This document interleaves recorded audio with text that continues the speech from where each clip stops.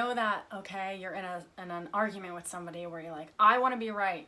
This person wants to be right, but I'm more justified in my pain, and they're not listening to me, and I'm not listening to them because they don't deserve for me to listen to them because I'm justified in my pain and they hurt me, and they're saying I hurt them, and I can't let it go because they won't let it go.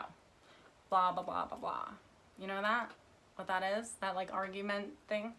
So I was working with somebody on that the other day, and the visual that came to me was my 5-year-old. And we're all these inner children, right? And we have to be really honest about our vulnerability, because a lot of us, we don't sink into what's true in our vulnerability. We just kind of go like, okay, I'm angry and I'm gonna just be self-righteous.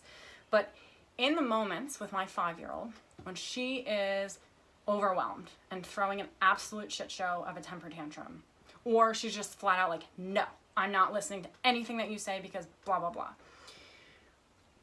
Her will is activated, my will is activated. And when we resist each other, it doesn't go well. Specifically with her, because she is literally, I mean, if you split off my soul, that kid's constitution is that, right? Like, she's like me as a 5-year-old for real. And I'm like, oh my God, it wasn't really that easy. I always think like, oh, my mom should have done this or that. When we're in that space, which we were the other day, and then I had a session with somebody and we talked about this because they go to that place with their partner. She was there, I was there, my will was activated, like I am the matriarch, it doesn't matter, I'm gonna let you have your will, but you're not gonna get, this is not a time that you're gonna get what you want. She's super overwhelmed, and when I was a kid, I was super overwhelmed and frustrated. Guess what I had to do?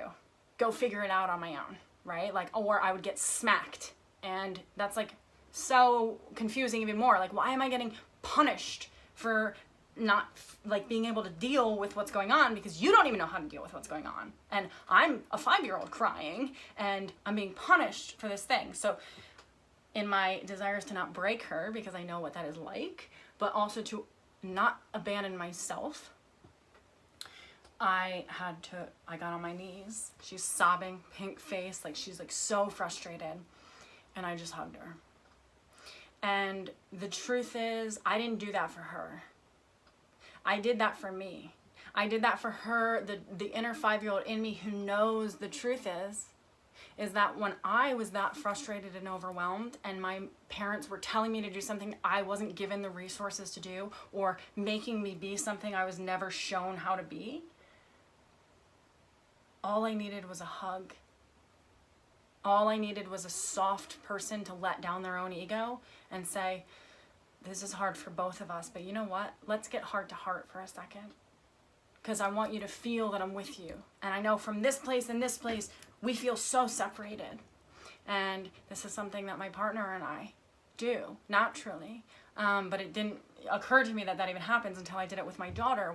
And then I had to say to this other person, like, this is the thing. The thing is that your own inner 5-year-old, when you're that charged and your partner is that charged, and you're like, well, he's being a man and he's being a like dick and he's screaming and he feels violent, so my nervous system is afraid. Guess what? He still is an inner 5-year-old that probably needs a hug. Not saying be like, let somebody walk all over you, but what I am saying is in a normal, healthy relationship, when there is conflict or disagreement, it is safe to be the person who drops the whole thing out from under you and lets their self-righteousness win, and walks up to them and steps to them to know them by heart, gives them a hug, because both of your inner child's 5-year-old nervous system is going, I don't know what to do here because this isn't right. I'm not connected. And I'm trying to connect through conflict, which is what a lot of us do, right? But there's no connection there.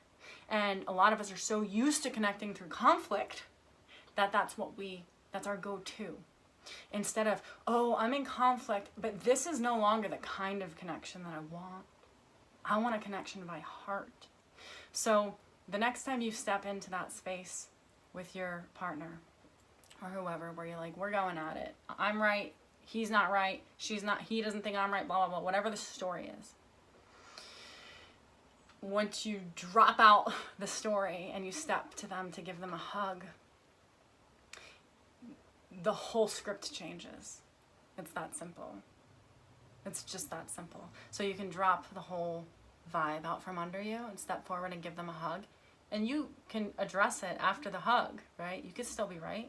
You could still be wrong, whatever that is. But when you step to them in the vulnerability of the child who's going, truly, like, I don't know what's going on. We're just like trying to figure it out by like acting like we fucking know what we don't actually know. And we have to be right about what we think we know when neither of us actually know. And I'm confused because I thought you should know because you're my partner and I would choose a partner that would know. But now you're saying that I'm wrong and I thought I knew, and blah, blah, blah. Whatever that is, step forward. Because by heart, the signature that you're going to create is different when you drop out the self-righteousness and step forward into a heart-centered space with them. And then the whole new script reveals itself. After I kneeled down and hugged my daughter, she's sobbing in my shoulder, do you think that we returned to this? We did not. Let me just say that. We did not. Because the heart knows something that the mind will not know. And sometimes we have to drop the mind, blow the mind, so that we can get into the heart. And even if that looks like blowing our mind to like blows out our ego that really wants to be right, our heart knows something different, that if we can just move the mind out of the way for a second and give the conversation a bit of our heart, the conversation's going to go a lot differently. So I hope this was helpful. I am Stacy Hoch, somatic embodiment coach and author of Imperfectly Sane and Earn Your Luck, a field guide for living beyond your narcissistic parents' wildest dreams. If you haven't checked out my newsletter yet, my website, go over to my website, stacyhoch.com, and sign up for my newsletter. I would love to have you on. I don't send things often, but when I do, you will be the first to know what's up. I will talk to you soon. Have a great day. Bye.